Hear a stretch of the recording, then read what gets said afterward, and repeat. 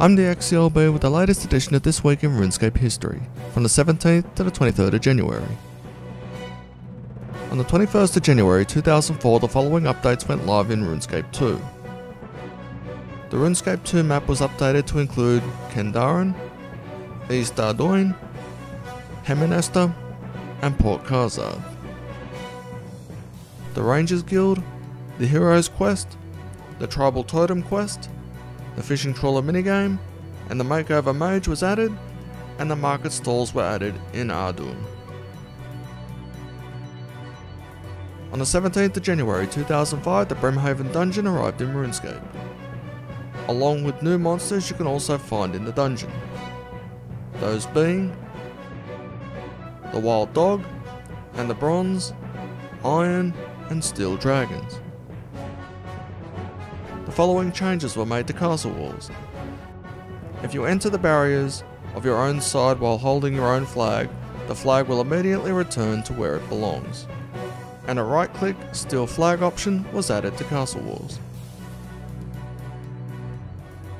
The 19th of January 2006 saw over 15,000 accounts banned for breaking Rule 7. The following changes were made to the agility pyramid. You will now always fail an obstacle if you go backwards on the pyramid, regardless of your agility level. Part 6 in the Majorak quest storyline and the 97th quest arrived in RuneScape and Akra's Lament.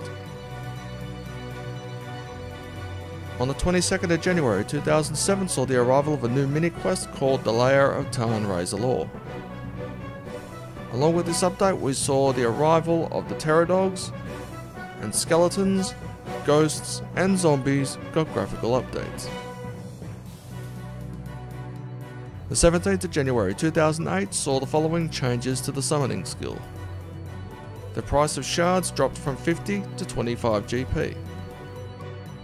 Secondary items that are used to make summoning pouches were increased on the Grand Exchange, and the buying cap was lifted on the Grand Exchange for secondary items. A plus 5%, minus 5% addition was added to buying and selling on the Grand Exchange. And two new hunter creatures went live in Isafdar, Poyers and Grenwalls. On the 20th of January 2009 saw the arrival of the Sears Village Achievement Diary. A right-click option was added to previously sent private messages, and the price of alcheming a crystal bow or crystal shield was nerfed due to bug abuse. The 19th of January 2010 saw rewards improvements to the Barbarian Assault minigame. Some examples: the Penance Horn, allowing you to get double XP in agility, fire making and mining, paints for abyssal whips, and penance gloves, which reduce your weight by 7 kilos. A new way to gain agility XP went live by either fishing, thieving, and hunter. The Soul Wars cape can now be put on your player-owned house cape rack. The special attack bar no longer interferes with autocasting, and players who heal other players already at full health in Soul Wars are no longer contributing to the activity bar. On the 17th of January 2011 saw the arrival of a new wolf in RuneScape with a combat level of 654, the Haiti Wolf.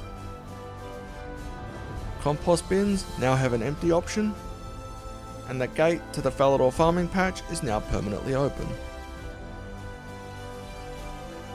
On the 21st of January 2013 saw the arrival of the Desert Achievement Diaries, and rug merchants now have a fast travel option. On the 20th of January 2014, the Ruby and Diamond polls ended in the Power to the Players poll, with Canifus winning the Ruby poll, and Demons winning the Diamond poll. On the 21st of January 2014, the Slayer skill got the following improvements. Earning Slayer points will now give you the opportunity to upgrade your Slayer full helmet to a Tier 1 reinforced Slayer helmet, a Tier 2 Strong Slayer helmet, and Tier 3 Mighty Slayer helmet. You can now team up with a friend to do Slayer tasks and earn points via Social Slayer.